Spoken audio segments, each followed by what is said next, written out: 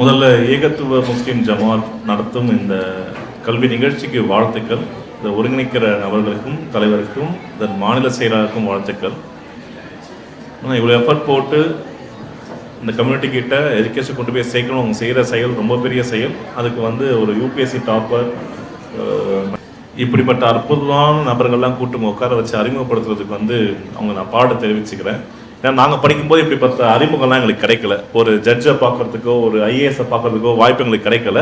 உங்களுக்கு கிடைச்சிருக்கு. ஸோ இப்படி ஒரு வாய்ப்பை உருவாக்கி கொடுத்ததுக்கே நமக்கு நான் நன்றி செலுத்திக்கிறேன். Thanks for coming. அண்ட் நான் கெனித்ராஜ் அன்பு டிரான்ஸ் டைனமிக்ஸ் அப்படின்னு ஒரு கம்பெனி வச்சுருக்கேன். எங்கள் கம்பெனி பேசிக்காக பார்த்தா ரோபோட்ஸ் டெவலப் பண்ணுவோம். ஹியூமனாய்ட் ரோபோட்ஸ் பார்த்துருப்பீங்கல்ல, எந்திரன் படம் பார்த்துருக்கீங்கல்ல, யாரெல்லாம் பார்த்துருக்கீங்க? ரஜினியோடது எந்திரன், ஐ ரோபோட், ராவன் பார்த்துருக்கீங்கல்ல. அந்த மாதிரி ரோபோட்டை உருவாக்குறது தான் எங்கள் கம்பெனி. ஓகேவா? அந்த கம்பெனியோட ஃபவுண்டர் அண்ட் சிஇஓவாக இருக்கேன். அது தவிர ஏஐ எல்லாம் பேசுறீங்கல்ல, ஆர்டிஃபிஷியல் இன்டெலிஜென்ஸ், அதில் டூல்ஸை ரெடி பண்ணிக்கிட்டு இருக்கோம். இது ரெண்டு தான் எங்களோட கம்பெனி. ஸோ நம்ம எங்கே போனாலும் நமக்கு அந்த ஈவெண்ட் இன்ட்ரோடக்ஷன் கொடுக்கும்போது டிரான்ஸ் டைனமிக்ஸோட சிஇஓ பேச போகிறாரு அப்படின்னு ஒரு பில்டப்லாம் கொடுப்பாங்க. ரொம்ப சந்தோஷமாக இருக்கும். அதை நாங்கள் கஷ்டப்பட்டு உருவாக்குனது. ஸோ அதை சொல்லும்போது பெருமையாக தான் இருக்குது. ஆனால் இப்படி எந்த நிகழ்ச்சியில் போனாலும் அந்த சிஎம்மோட நிகழ்ச்சியாக இருந்தாலும் சரி, இந்த மாதிரி கல்வி நிறுவனத்தோட நிகழ்ச்சியாக இருந்தாலும் சரி, இல்லை சர்வதேச கான்ஃபரன்ஸ் இருந்தாலும் சரி, அங்கே போகும்போது கெனித்ராஜ் அன்பு சிஇஓ ஆஃப் டிரான்ஸ் டைனமிக்ஸ் சொல்லும்போது ஒரு பெருமை வருது இல்லை. அதோட அடிமட்டத்தில் நான் ஆரம்பிக்க விரும்புகிறேன். ஏன்னா எங்கே போனாலும் நான் ஒரு கதையை மட்டும் தான் சொல்லுவேன். அது என் வாழ்க்கையை பற்றின கதை மட்டும்தான். My life is my statement. அப்படி என்ன பெருசாக பண்ணிட்டேன் அப்படின்னாக்கா, பெருசாக ஒன்றும் பண்ணல. எங்கேருந்து நான் ஆரம்பித்தேன், எங்கே கொண்டு வந்த மட்டும் நான் சொல்கிறேன். அது உங்களை யாராவது ஒருத்தருக்கு பயன்படனா அதை எடுத்துக்கோங்க. ஓகே, குட்டி கதை தான், போர் அடிக்க மாட்டேன். ஆரம்பிக்கவா? ஓகேவா? 1990களில் பெரும்பாலான இடங்களில் மழை கிடையாது, விவசாயம் பண்ண முடியாது. அப்போ நிறைய குடும்பங்கள் ஊரை விட்டு வெளியே போகிறாங்க. அப்படி ஊரை விட்டு ஓடி வந்த ஒரு குடும்பம் தான் எங்கள் குடும்பமும். ஏன்னா அப்பாவுக்கு விவசாயம் மட்டும் தான் தெரியும். விவசாயம் பண்ண முடியாதுன்னும் போது வேற தொழில் தெரியாது அப்பாவுக்கு. அப்போது திண்டிவனம் மட்டும் கீழ்ச்சி தமிழ் ஒரு கிராமம். அந்த கிராமம் தான் எங்களோடது. அங்கேருந்து கிளம்பிட்டு வந்துட்டாரு. நான், அண்ணன், அம்மா, அப்பா 4 பேர் மட்டும். நான் ரொம்ப குழந்தை அப்போ. கிளம்பி சென்னை ஓடி வந்துட்டோம்.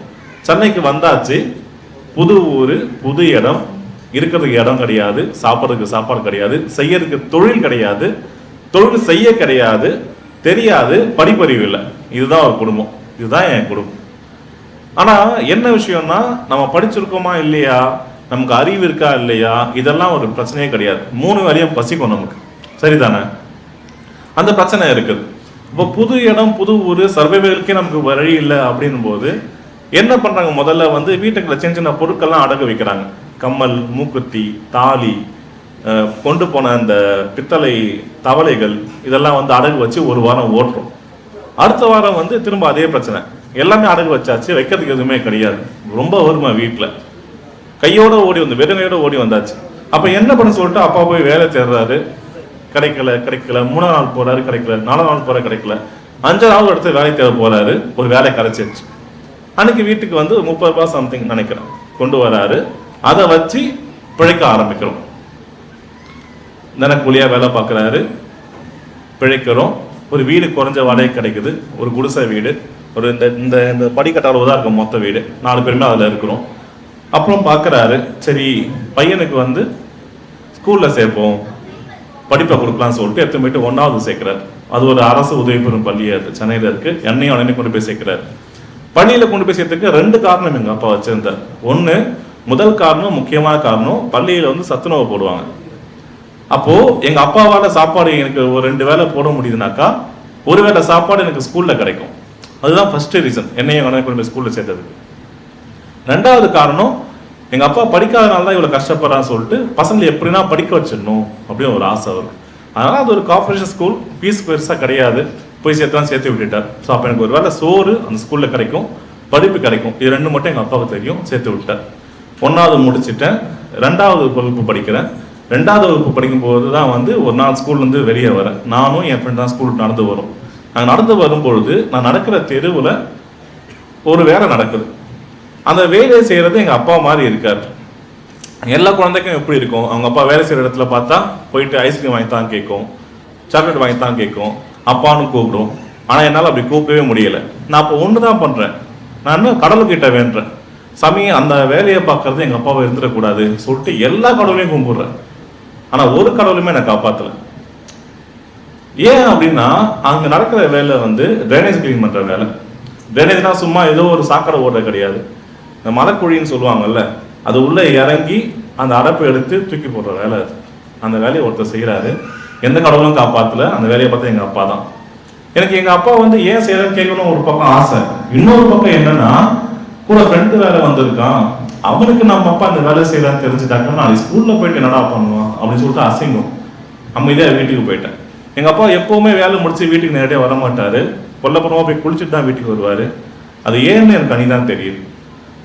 அப்புறம் வீட்டுக்கு வந்த அப்புறம் கேட்குறேன், ஏன்ப்பா நீ மட்டும் இந்த வேலை செய்யற? எல்லா அப்பாவும் நல்ல வேலை செய்யறாங்க, ஆட்டோ ஓட்டுறாங்க, பெயிண்ட் அடிக்கிறாங்க, ஏதோ ஒரு வேலை செய்யறாங்க. என் சுற்றத்துல தான் நல்ல வேலை அதுதான். நாங்கள் இருந்த சூழல் அப்படி. ஆட்டோ ஓட்டுறதே எங்களுக்கு நல்ல வேலை அப்போல்லாம்.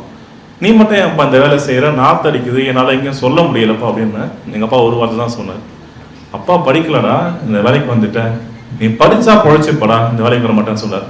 எங்க அப்பா நீங்க சொன்ன அந்த ஒரு வார்த்தை மட்டும்தான் அன்னையில இருந்து இன்னைக்கு வரைக்கும் என் வாழ்க்கையை கூட்டு வந்திருக்கு. அன்னையிலேருந்து எனக்கு படிச்சாக்கா டாக்டர் ஆக முடியுமா, இன்ஜினியர் ஆக முடியுமா, கலெக்டர் ஆக முடியுமா, எதுவுமே தெரியாது. படிச்சா அந்த வேலைக்கு நான் போக மாட்டேன், அது மட்டும் எனக்கு தெரியும். 2வது பாஸ் ஆகிறேன், 3வது 4வது 5வது 6வது 8வது வரும்போது வந்து சயின்ஸ் புக் இன்ட்ரடியூஸ் ஆகுது. அந்த சயின்ஸ் புக்கில் வந்து யூஸ்வலாக வந்து ஒரு மோட்டாரு, பேட்ரி, லைட்டு இதெல்லாம் எரிய வைக்கிறதுலாம் இருக்கும். ஒரு பேட்டரியில் ஒரு லைட்டை வச்சா அது எரியும், நம்ம எல்லாருக்குமே தெரியும். ஆனால் 8வது படிக்கிற பையனா நான் வைக்கிற பேட்டரியில் நான் வைக்கிற லைட் எரிஞ்சாக்கா எனக்கு நான் எதையும் கண்டுபிடிச்ச மாதிரி ஒரு ஃபீல் எனக்கு. இப்போ நம்ம என்ன சயின்டிஸ்ட் ஆகிட்டோமான்னு சொல்லி ஒரு பெருமை எனக்கு. அப்போ இந்த மாதிரி ஃபீல்ட்லேயே போகலான்னு ஒரு ஆசை, வேற எதுவுமே தெரியாது, ஆசை மட்டும்தான். 8th முடிக்கிறேன், 9th 10th முடிக்கிறேன். 10th முடிச்சு 11th போனோம், என்ன இருக்குன்னு தெரியாது. எங்கள் டீச்சர் போய் கேட்குறேன் அடுத்து என்ன படிக்கிறதுன்ட்டு. ஏன்னா எங்கள் வீட்டில் யாருக்கும் தெரியாது என்ன படிக்கணும்ன்ட்டு. அப்போ எங்கள் டீச்சர் சொல்கிறாரு, உனக்கு என்னப்பா ஆகணும்ன்ட்டு. எனக்கு சயின்டிஸ்ட் ஆகணும் அப்படின்ற. அப்போ நீங்கள் வந்து ஃபிசிக்ஸ் கெமிஸ்ட்ரி ஒரு மாதிரி படி, பயாலஜியும் சேர்த்து படி, ஃபர்ஸ்ட் குரூப் எடுத்துக்க உனக்கு யூஸ்ஃபுல்லாக இருக்கும்ன்றாரு. சேர்ந்து மறுபடியும் படித்தாச்சு. 11th 12th பாஸ் ஆகிட்டேன். 12th அப்புறம் தான் சேலஞ்ச் நான் வரும். இப்போ சயின்டிஸ்ட் ஆகணும்னு ஆசை. ஆனால் வீட்டில் என்னன்னாக்கா சாப்பிட்றதுக்கே சாப்பாடு கிடையாது. ஆனால் இன்ஜினியரிங் படிக்கணும். ஒரு வருஷத்துக்கு 1 லட்ச ரூபா ஃபீஸ். சம்பளம் ஒரு நாளைக்கு வந்து அப்பா வந்து ட்ரைனேஜ் கிளீன் பண்ணுறது வந்து பெயிண்டிங் போனாங்க. பெயிண்டிங் அப்புறம் மூட்டை தூக்குற வேலைக்கு போவாங்க. அங்கே அந்த பாட்டில்ஸ் ஒரு மருந்து பாட்டில்லாம் அதெல்லாம் முதுகில் தூக்கி இறக்குற வேலை. அதுக்கப்புறம் ஆட்டோ ஓட்ட ஆரம்பிச்சாங்க. அந்த ஆட்டோ ஓட்டுற புதுசில் தான் வந்து நம்ம 12th முடிக்கிறோம். ஒரு நாளைக்கு வருமானம் 350 சம்திங் நினைக்கிறேன். சாப்பாட்டுக்கு வீட்டு சொல்லணும் அந்த 350 ரூபாயே பார்த்துக்கணும் நாங்கள். அப்போ 1 லட்ச ரூபா ஃபீஸ் கட்டி இன்ஜினியரிங் படிக்கணும் எனக்கு ஆசை. அது எங்கள் வீட்டில் முடியாது. எங்கள் அப்பா என்ன சொல்கிறாரு, ஒரு ஆர்ட்ஸ் காலேஜில் சேர்த்து விட்றேன், சேர்ந்து படித்து வேலைக்கு போயிட்டு குடும்ப கஷ்டத்தை பார்த்துக்கோ, இன்ஜினியரிங்லாம் வேணாம் அப்படின்றார். சரிப்பா அப்படின்னு சொல்லிட்டேன். ஆனால் எங்கேயுமே அப்ளை பண்ணவே இல்லை. ஏன் கூட 12th முடிச்சவனா காலேஜ் போக ஆரம்பிச்சிட்டான். நம்ம வீட்டிலே இருக்கிறோம். எங்கள் அப்பா கேட்குறாரு, எல்லாரும் காலேஜ் போயிட்டா நீ ஏன்டா போகல அப்படின்ட்டு. இல்லைப்பா நான் ஆர்ட்ஸ் காலேஜில் அப்ளை பண்ணல, இன்ஜினியரிங் மட்டும் தான்ப்பா அப்ளை பண்ணியிருக்கேன், நான் படித்தாதான்ப்பா படிப்பேன் அப்படின்னு சொல்கிறேன். எங்கள் அப்பாவுக்கு வந்ததே பார்க்கும் போட்டு செம்மட்டு அடிக்கிறார். சரியாக அடிச்சிட்டார். அடிச்சுட்டு அவர் தான் அழுதார், நான் அழவே இல்லை. அழுதுட்டு அவர் ஒரு வார்த்தை சொன்னார், அப்பாவுக்கு உன்னை படிப்பே கூடாதுன்னு ஆசை இல்லைடா, அப்பா கிட்ட காசு இல்லைடா, ஏன்டா புரிஞ்சுக்க மாட்டேற அப்படின்ட்டு. இங்கே நான் ஒன்று பண்ணியிருந்தேன், நல்ல மார்க் 12th எடுக்கவோ எனக்கு எஜுகேஷன் ஒன்று அப்ரூவ் ஆகிடுச்சு. அப்போ தான் சொல்கிறேன்ப்பா, நானே போயிட்டு உன் கையெழுத்தை போட்டு பேங்க்கில் ஃபார்ம் அப்ளை பண்ணப்பா, லோன் சாங்ஷன் ஆகிடுச்சு, ஆனால் செக்கை கொடுக்க நீ சைன் போடுறாப்பா கூப்பிடுவான்னு சொல்லிட்டாங்க அப்படின்னு சொல்லி கவுன்சிலிங்கை முடிச்சு எஜுகேஷன் லோன் வாங்கி இன்ஜினியரிங்கும் படித்தேன். 4 வருஷம் இன்ஜினியரிங் படித்தாச்சு. வெளியே வந்துட்டு பார்க்குறேன், 12th முடித்தோம், அடுத்து இன்ஜினியரிங் முடித்தோம். 12th முடிச்ச கணித்துக்கும் இன்ஜினியரிங் முடிச்ச கணித்துக்கும் என்ன வித்தியாசம், என்ன கற்றுக்கிட்டான்னு பார்க்குறேன், திருப்தியே இல்லை. 4 வருஷம் காலேஜ் போயிருக்கேன், நான் எதை கற்றுக்கிட்டேன்னு கேட்டாக்கா நான் படித்து பாஸ் ஆன சப்ஜெக்ட் பேராக சொல்கிறேன்.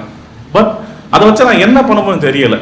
திரும்ப 1 வருஷம் வந்து சென்னையில் வந்து கோட்டூர்புரம் லைப்ரரி ஒன்று இருக்குது, அண்ணா நூற்றாண்டு நூலகம். 1 வருஷம் போய்ட்டு லைப்ரரியில் உட்காந்தேன். எல்லாத்தையும் படிப்பேன், எதை படிக்கணும்னு தெரியாது, எல்லாத்தையுமே படிப்பேன். எதனா ஒன்று படிச்சு மேலே வந்துட மாட்டோமா.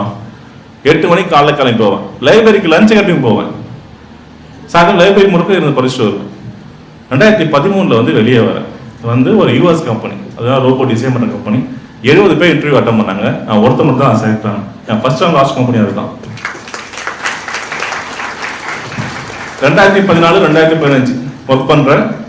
ஒரு ப்ராஜெக்ட் சப்மிட் பண்ணுற ரோபோட்டிக்ஸில் இந்த விண்கல்லாம் வருது இல்லையா, அதை வந்து எப்படி முன்கூட்டியே ப்ரெடிக்ட் பண்ணி டெமாலிஷ் பண்ணுறதுன்ற ப்ராஜெக்ட் தேசிய அளவில் 2வது இடம் வாங்குது. அங்கேருந்து அந்த ப்ராஜெக்ட் ரஷ்யாக்கு எலிவேட் ஆகுது. ரஷ்யாவில் போகும்போது என்ன பண்றோம், இந்த சேட்டலைட் லான்ச் பண்றாங்கல்ல, அதில் போற சோலார் பேனல்ஸ் வந்து ஒரு குறிப்பிட்ட காலத்துக்கு அப்புறம் வந்து ஒர்க் ஆகாது. அப்படி ஒர்க் ஆகாம சேட்டலைட்ஸோட இந்த பேனல்ஸ் வந்து விண்வெளியே சுத்திட்டு இருக்கும். அதை கேதர் பண்ணி எப்படி திரும்ப பூமிக்கு கொண்டு ப்ராஜெக்ட் ரெடி பண்றோம். உலகளவில் அது 6வது இடம் வருது. அன்னைய தேதி வரைக்கும் இந்தியாவில இருந்து போயிட்டு செலக்ட் ஆன ஒரே பாடம் எங்களுக்கு மட்டும் தான் 2015. நல்ல மரியாதை ஆபீஸ்ல, பேர் புகழ் எல்லாம் கிடைக்குது. கிடைச்ச அப்புறம் யோசிக்கிறேன், ஓகே இதெல்லாம் பண்ணிட்டோம், இப்போ எங்க அப்பா மாதிரி ஒருத்தர் இருக்காருல்ல, அவருக்கு இந்த டெக்னாலஜி என்னத்தை கொடுக்குது அப்படின்னு ஒரு கேள்வி எனக்கு. இதெல்லாம் சயின்டிபிக் அச்சீவ்மெண்ட்ஸ். இன்னொரு பக்கம் காமன் பீப்புளோட பிரச்சனை அப்படியே இருக்கு. இந்த டெக்னாலஜிக்கல் அச்சீவ்மெண்ட்ஸ் எதுவுமே இந்த காமன் பீப்புளோட பிரச்சனை தீர்க்கணும்னு சொல்லிட்டு ஒரு கேள்வி, அப்போ நான் பண்றது சரியான்னு அன்னைக்கே வேலையை விட்டு வந்துட்டேன். மறுபடியும் வீட்டில் திட்டு, இல்லை இப்போதான் படிச்சு ஒரு வேலைக்கு போனால் சம்பாதிக்க ஆரம்பிச்சேன், ஏன்டா விட்டு வந்துட்டேன் அப்படின்ட்டு. இல்லைப்பா நான் படித்த அறிவு வந்து எங்கதுக்கு பயணம் தெரியலப்பா, எனக்கு சரியான மீனிங் எனக்கு கிடைக்கூடா, விட்டுறேன் அப்படின்ட்டேன். ரொம்ப வருத்தப்பட்டார், மறுபடியும் என்னடா இப்படி பண்ற அப்படின்ட்டு. வந்துட்டு 2016 மறுபடியும் உட்காந்து படிக்கிறேன். 2016, 2017, 2018. 2018 அந்த ஃபர்ஸ்ட் இன்னோவேஷன் கொண்டு வரேன். அதுதான் வந்து இந்த மரக்குழி மரங்களை தடுக்கிற விவசாய கண்டறியும் கருவி. அது இலவச பேட்டர்னா கவர்மெண்ட் கொடுத்துருக்கும். அதில் இறங்கி விஷம் இருந்து ஆட்கள் சாப்பிட நிலைமையில இருந்தாக்கா அதை பற்றின அவேர்னஸை அந்த மிஷின் கண்டுபிடிச்சி சொல்லிடும். அதை நம்ம கண்டுபிடிச்சது தான் 2018. அதுக்கப்புறம் நடந்ததுதான் ரொம்ப பெரிய கண்டுபிடிப்பு, உங்களுக்கு தெரிஞ்சுக்கணும்னு நினைக்கிறேன். 2019 காஷ்மீர்ல வந்து ஆசிஃபான ஒரு குழந்தை, 5 வயசு குழந்தை. இந்த குழந்தை இறந்து போயிடுச்சு. அவங்க அப்பா தேடுறாரு, நியூஸ்ல ஃபாலோ பண்றோம், 3 நாளா ஃபாலோ பண்றேன், நியூஸ்ல 3 நாள் நான் பார்த்துட்டு இருக்கேன். நாளா அந்த பொண்ணோட பிணம் கிடைக்குது. அவங்க அப்பா சொல்றாரு, அந்த பெண்ணோட பிணம் வந்து ஒரு கோவில்ல கிடைக்குது. அவங்க அப்பா சொல்றாரு, என் பொண்ணு காணாம போயிட்டப்ப எல்லா இடத்துலயும் போய் தேடினேன், கோவில்ல மட்டும் தேடல, ஏன்னா அங்க தப்பு நடக்காதுன்னு நம்பினேன் அப்படின்னாரு. அது நம்ம மனசாட்சியை உருக்குது. என்னடா அவங்க அப்பா அப்படி நினைச்சிருக்கான், ஆனா அப்படி இல்லை சொல்ற அந்த பெண்ணு பேனா அவனுக்கு கிடைச்சிருக்கு. அரசு என்ன வேடிக்கை பார்த்துட்டு இருக்கு, எதுவுமே பண்ண கோவம். நமக்கு 2 ஆப்ஷன் இருக்கும். ஒண்ணு, இதெல்லாம் ஏன் இந்த அரசு பண்ணலாம் கேள்வி கேட்கறது. இன்னொன்னு, நம்மளால என்ன பண்ண முடியும் அப்படின்னு யோசிக்கிறது. அரசை கேள்வி கேட்கறது முக்கியமா இல்ல நம்ம சொல்யூஷன் கண்டுபிடிக்கலாமான்னு யோசிச்சேன். நான் சொல்யூஷன் கண்டுபிடிக்கணும்னு ஆசைப்பட்டேன். அப்போதான் வந்து இந்த இன்டர்நெட்டே இல்லாம இருக்க ஜிபிஎஸ் தெரியும்ல, யார் எங்க இருக்க கண்டுபிடிக்கிற ஒரு மிஷின், பொசிஷன் சிஸ்டம். அது வந்து இன்டர்நெட் இல்லாம இருக்க ஜிபிஎஸ், அதுவும் நம்ம இன்னோவேஷன், அதுவும் ஃப்ரீ பேட்டர்னா இப்ப இருக்க ஆன்லைன்ல கொடுத்துட்டு இருக்கோம். அதான் நம்ம 2வது இன்னோவேஷன். 3வது கொண்டு வந்தாங்க, எனக்கு நேரம் வருவாங்க, நீட் எக்ஸாம் ஒன்று கொண்டு வந்தாங்க. சரி அதுக்கும் அவன் கண்டுபிடிப்போம் பண்ணவும் சொல்லிட்டு ஒரு 5 அடியில் ரோபோட் கிளாரா அப்படின்ற பேர்ல என் ஃபேஸ்புக் பேஜ் எல்லாம் போட்டு அந்த போட்டோஸ் வீடியோஸ்லாம் இருக்கும். அந்த ரோபோட்டுக்கு சிலபஸ் ட்ரைன் பண்ண ஆரம்பிச்சோம். ஸோ அந்த ரோபோட்ஸை ட்ரைன் பண்ணி அந்த ரோபோட் போயிட்டு ஸ்கூல்ல கிளாஸ் எடுக்கும் பொழுது அந்த ரோபோட்டை பக்கத்துலேயே தினமும் ஸ்கூலுக்கு வர ஆரம்பிச்சானுங்க எல்லாம்.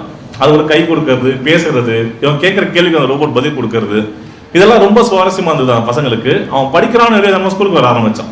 இதுதான் நம்மளோட 3வது கண்டுபிடிப்பு. இதுக்கப்புறம் ஒரு கம்பெனியை ஃபார்ம் பண்றோம். கம்பெனியை ஃபார்ம் பண்ற காசு வேணும்ல, நிறைய நல்ல விஷயம் பண்றேன், நிறைய இன்னோவேஷன் பண்றேன், இதெல்லாம் பண்ணி ஃப்ரீயா கொடுக்குறேன். ஃப்ரீயா கொடுத்தா காசு வருமா? காசு வராது.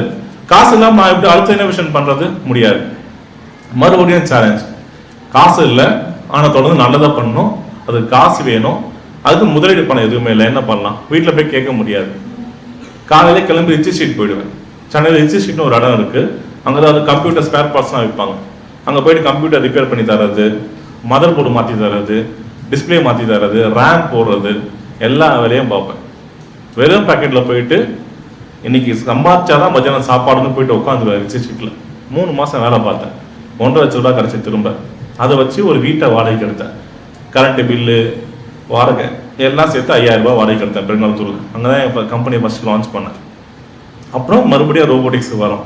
சின்ன மைக்ரோ கண்ட்ரோல் ப்ராஜெக்ட் பண்ணுறோம், ஆட்டோமேஷன் ஃபீடிங் சிஸ்டம் பண்ணுறோம். அது நல்லா ப்ராடக்டாக இருக்கோ ஃப்ரெண்ட்ஸ் ஆஃப் ஃப்ரெண்ட்ஸ் மூலமாக விற்க ஆரம்பிக்கிறோம். அப்புறம் நிறைய பேர் தேடி வராங்க, கொஞ்சம் நிறைய பணம் வருது. தாம்பூலம் ஃபர்ஸ்ட் ஆஃபீஸை லான்ச் பண்ணுறேன் ப்ரொஃபஷனலாக. அப்புறம் 2021 election time, AI elections theme கண்டுபிடிக்கிறோம். தேர்தல்களில் எப்படி தொழில்நுட்பத்தை பயன்படுத்த முடியும் சொல்லி ஒரு கான்செப்ட் கொண்டு வரோம். செம்ம பைசா 50 ரூபா 30 ரூபாய்க்கு எங்க அப்பா ட்ரெயினை கிளீன் பண்ணாரு. 2021 1 மணி நேரத்துக்கு நான் வாங்கின சம்பளம் 1 லட்சம் ரூபாய். 1 மணி நேரத்துக்கு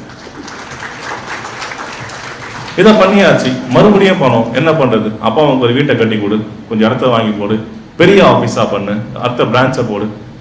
இப்போ தமிழ்நாட்டில் எங்களுக்கான பிரான்ச்சஸ் சென்னை, கன்னியாகுமரி, பெங்களூர், ஹைதராபாத், டெல்லிக்கு பேசிகிட்டு இருக்கோம்.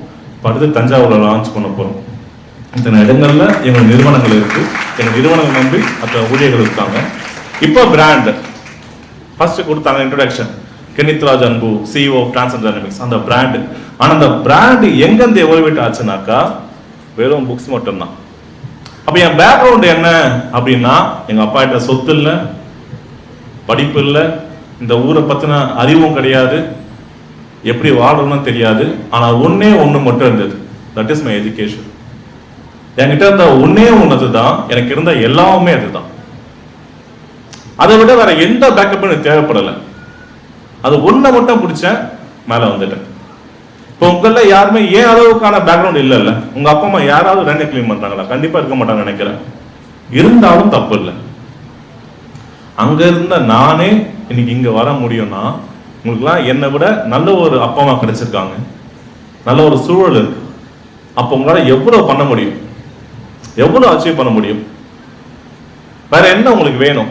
2 கை, 2 காலு, ஒரு மூளை, பார்க்கறதுக்கு கண்ணு இருக்கு, கேட்க காது இருக்கு. இதோட பெரிய அசட் எதுவுமே கிடையாது. இல்ல, எங்க வேணா போலாம், யார்கிட்ட வேணா நீங்க பேசலாம், எதை வேணா கத்துக்கலாம். இவ்வளவு ஆக்சஸ் உங்ககிட்ட இருக்கு. உங்களுக்கு இதுதான் படிக்கணும்னு சொல்லி தரக்கு இப்படி ஒரு டீம் இருக்கு. நான் படிச்ச டீம்லாம் தெரியாது, இந்த எந்த நிகழ்ச்சியும் நடத்தது கிடையாது, என்ன படிக்கணும்னு எனக்கு தெரியாது. நான் 10th முடிச்சப்ப என் வாத்தியார் மட்டும் சொல்ல மாட்டேன் சொல்லியிருந்தாக்கா நான் 11th போய் பண்ணான்னு எனக்கு தெரியாது. ஆனா உங்களுக்கு அடுத்து என்ன பண்ண சொல்லி இப்ப ஒரு டீம் கிடைச்சிருக்கு. ஸோ அதான் ஃபர்ஸ்ட் உங்களுக்கு தேங்க் பண்ணது காரணம் தான். எனக்கு கிடைக்காத எல்லாமே உங்களுக்கு கிடைக்குது. ஆனா உங்களை பார்த்தா கொஞ்சம் பொறாமையாகவும் இருக்கு, அதான் எல்லாமே உங்களுக்கு ஈஸியா கிடைச்சிருது அப்படின்ட்டு. ஸோ அந்த கல்வின்ற ஒண்ணு எங்கேயோ ஒரு துப்புரவு தொழிலாளி மகனா இருந்த கெனித்ராஜை கூட்டு போயிட்டு முதலமைச்சர் பக்கத்துல உட்கார வச்சு, முதல்வர் வந்து கெனித்ராஜ் அனுப்புவால நாங்க பெருமைப்படுறோம் சொல்ற அளவுக்கு உருவாக்கி இருக்குனாக்கா ஒரே பேஸ் எஜுகேஷன் மட்டும்தான். That is the ultimate weapon we can use.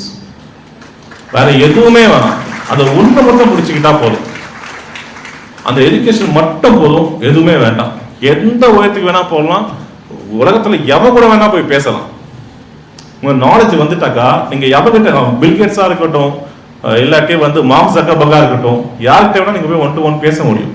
அந்த தன்னம்பிக்கையையும் அந்த அறிவையும் உங்க கல்வி உங்களுக்கு கொடுக்கும், வேற எதுவுமே கொடுக்காது. அதை ஒண்ணா பிடிச்சுக்கோங்க, நீங்க வளர்ந்து வாங்க. இப்ப நான் வளர்ந்து வந்தேன், நான் சார்ந்த கம்யூனிட்டிக்கு என்னால என்ன முடியுமோ அத்தனையும் பண்றேன். பிற கம்யூனிட்டிகள் என்ன பண்ண முடியும் அதையும் நான் பண்ணிக்கிட்டு இருக்கேன், ஸ்ப்ரெட் அவுட் பண்றேன். இப்ப நான் ஒருத்த வந்து இவ்வளவு பண்ண முடியுதுன்னா, என்ன மாதிரி ஒரு 1000 பேரை நான் உருவாக்கிட்டா எவ்வளவு சேஞ்சிங் கொண்டு வர முடியும்? பெருசா திங்க் பண்ணுங்க, பெரிய இலக்குகளை வைங்க, சின்ன இலக்கோட சுருங்கி போயிடாதீங்க. நம்ம பெரிய விஷயங்களை படிக்க உருவாக்கப்பட்ட ஆட்கள் நாம. பிட்டி ஆம்பிஷன்ஸ் கிரைம், பாபா சாஹிப் சொன்னது. குறைஞ்ச இலக்கு பாவமானது, பெரிய இலக்க வைங்க. ஒரு இண்டஸ்ட்ரி எடுக்கிறீங்களா, அந்த இண்டஸ்ட்ரி நீங்க தான் கிங்கா இருக்கணும், நீங்க தான் குயினா இருக்கணும். அப்போ நீங்க பண்ண வேண்டிய இல்லை, பில்கேட்ஸ் இருக்காரு, ரஜினிகாந்த் இருக்காரு, மார்க் ஜக்கர்பர்க் இருக்காரு, பிரதமர் நரேந்திர மோடி இருக்காரு, ஜெயலலிதா இருந்தாங்க, கலைஞர் கருணாநிதி இருந்தாங்க. இவங்க எல்லாருமே வந்து தனிப்பட்ட முறையில நம்மளோட கனெக்ட் ஆனவங்களே கிடையாது. ஆனா எல்லாரும் அவங்கவுங்க துறையில சாதிச்சவங்க, அவங்கவுங்க துறையில சாதிக்கிறவங்கள நம்ம ஏத்துக்க ஆரம்பிச்சிருவோம். அப்ப இந்த உலகத்தையே நீங்க கட்டி ஆளணும்னா, இந்த உலகத்துல இருக்கிற 730 கோடி மக்கள்கிட்டயும் போயிட்டு நீங்க பேசி சண்டை போட்டு ஜெயிக்கணும்னு அவசியமே கிடையாது. நீங்க எந்த துறையில இருக்கீங்களோ அந்த துறையில பெஸ்டா வந்தா உங்க துறையை சாராத எல்லா துறையை சேர்ந்தவனும் உங்களை ஏத்துப்பான். அப்ப இந்த குளோபலி ஒரு ஐக்கானா வருதுன்றது எல்லாரையும் போய் ஜெயிக்கணும் அவசியமே கிடையாது. ஷார்ட்கட்டு உங்க ஃபீல்ட்ல ஜெயிச்சா மட்டும் போதும். ஆனா உங்க ஃபீல்ட்ல உங்களை விட மேல யாருமே இல்லைன்ற டாப்ல போய் நீங்க உட்காரணும், அதுக்கு உழைக்கணும். இந்த மீன் டைம் இருக்குல்ல, இந்த படிக்கிறதுக்கும் இந்த அச்சீவ் பண்ணுறதுக்கும் மீன் டைம் இருக்குல்ல, இந்த இடைப்பட்ட காலத்தில் நிறைய பேர் வருவான் டிஸ்ட்ராக்ட் பண்றதுக்கு. சினிமா வரும், ஃப்ரெண்டு வருவான் ஊர் சுத்துறதுக்கு, டைவர்ட் பண்ண நிறைய ஆசை காட்டுவாங்க. எதுவுமே டைவர்ட் ஆகிடக்கூடாது. அப்போ நம்ம கூட ஸ்டப்பனா இருக்கும், நான் எப்படின்னா படிச்சு மேலே வந்துடுவேன். நான் அப்போ ஒருத்தன் வருவான் சொந்தக்காரன்ட்டு, பொம்பளை பிள்ளைய போயிட்டு காலேஜ் அனுப்புறிய ஏன்னா ஆகிட்டா என்ன பண்ணுவோம் அப்படின்ட்டு. இல்லை நீ எல்லாம் படிச்சு வந்துடுவியா, உங்க அப்பா நான் சொத்து சேர்த்து வச்சிருக்காரா, நீ படிச்சு முடிக்க வெயிட் பண்றதுக்கு, இப்படி சொல்ல நிறைய பேர் வருவான். ஆனா இப்படியெல்லாம் சொன்னவனே நாளைக்கு நீங்க ஜெயிச்ச அப்புறம் சொல்லுவான், இப்படி சொல்லும்போது நீங்க சொல்லுவீங்கல்ல, நான் வந்து இல்லை நான் ஜெயிச்சிருவான் அங்கிள் டைம் கொடுங்க அப்படின்னு சொல்லும்போது ஏத்து பேசுறியா திமுறா அப்படின்னு கேட்போம். ஆனா நீங்க ஜெயிச்ச அப்புறம் எவனா உங்களை பார்த்து திமுறா பேச சொன்னானோ அவனே சொல்லுவான், அப்பா அப்பவே தெரியும்ப்பா அந்த பொண்ணு ரொம்ப தன்னம்பிக்கையா பேசுவான்னு சொல்லுவோம். ஆனா நீங்க ஒரே வார்த்தை தான் பேசியிருப்பீங்க. நீங்க பேசுற ஒரே வார்த்தை திமுறா தெரியறதுக்கும் தன்னம்பிக்கை தெரியறதுக்கும் நீங்க ஒரு வெற்றியை பரிசா கொடுக்கணும் இந்த உலகத்துக்கு. ஆனா முதல் வெற்றியை லக்குன்னு தான் சொல்லுவான். அப்போ ஈஸியா ஏத்துக்க மாட்டான் நம்மள, நம்ம கஷ்டப்பட்டு அச்சீவ் பண்ணுவோம். அப்போ நான் அடைஞ்ச முதல் வெற்றி லக் இல்லடா, என் ஹார்ட் ஒர்க் நிரூபிக்கிறதுக்கு ரெண்டாவது வெற்றியும் அடையணும் நம்ம. ஸோ அந்த பாத்துல போயிட்டே இருக்கணும். இதை பண்ணாக்கா இந்த உலகத்துல நீங்க தான் கிங்கு குயின்னு, உங்களை மீறி எவனுமே கிடையாது. அதுக்கு நமக்கு வேற எதுவுமே தேவையில்ல, ஒன்லி வெப்பன் எஜுகேஷன். மற்ற சமூகத்துல கல்வின்றது ஒரு கருவி. ஆனா பிற்படுத்தப்பட்ட சிறுபான்மையின பட்டியலின மக்களுக்கு கல்வின்றது எல்லா விதமான போரிலும் வென்று தரக்கூடிய மிகப்பெரிய ஆயுதம். அதை வெப்பனா யூஸ் பண்றது நம்ம கிட்ட தான் இருக்கு. இப்போ பிரதர் பேசும்போது ஒன்று சொன்னார்ல, கொஸ்டின் ரைஸ் பண்ணுங்க அப்படின்ட்டு. யாருமே கொஸ்டின் ரைஸ் பண்ணல. கேள்வி கேட்கணும்னு சொல்லும்போது கேள்வி கேட்கணும். ஏன்னா நாளைக்கு கேள்வி கேட்க முடியாத சூழல் உருவாகலாம். அப்ப நீ கேள்வி கேட்கறதே தப்பா தெரியும். கொஸ்டின் எனிவன், எவனுக்கும் பயப்பட வேண்டாம். ஐஏஎஸ் ஐபிஎஸ் சிஎம் எவனுக்கும் பயப்பட வேண்டாம். கொஸ்டின் ரைஸ் பண்ணுங்க. டெமோக்ரட்டியான கண்ட்ரில நமக்கு இருக்கிற பெரிய பவர் அதுதான். Asking the right question to the right peoples. கேள்வி கேளுங்க. அது எவ்வளவு சில்லறத்தனமான கேள்வி தானே பரவாயில்ல, கேள்வி கேளுங்க. ஏன்னா அந்த பேசுற உரிமையை வாங்குறது நம்ம ரொம்ப கஷ்டப்பட்டிருக்கோம். ஸோ இதெல்லாம் மனசுல வச்சுக்கோங்க. இப்போ எங்கேயாவது நான் சொன்ன விஷயங்கள் உங்களுக்கு பயன்படும் அப்படின்னா அதை பயன்படுத்திக்கோங்க. நான் திரும்ப திரும்ப சொல்றேன், நமக்கு வேற எதுவுமே வேண்டாம். உங்க அப்பா, உங்க அம்மா, உங்க அண்ணன், உங்க சூழல், உங்க பொருளாதார நலம், இது எதுவுமே நீங்க யாருன்றதை முடிவு பண்ணக்கூடாது. யாரு முடிவு பண்ணணும்? நீங்க மட்டும் தான் நீங்க யாருன்றதை முடிவு பண்ணணும். ஒரு படத்துல ஒரு டைலாக் இருக்கும், எனக்கு ரொம்ப பிடிச்ச டைலாக் அது. நீ கூப்பிடுறதுடா என் பேரு, நான் சொல்றதாடா என் பேரு. அதை தைரியத்தை தர ஒரே விஷயம் படிப்பு மட்டும்தான். அதை ஃபாலோ பண்ணுங்க, ஜெயிச்சு வாங்க. ஜெய் பீம். தேங்க்யூ.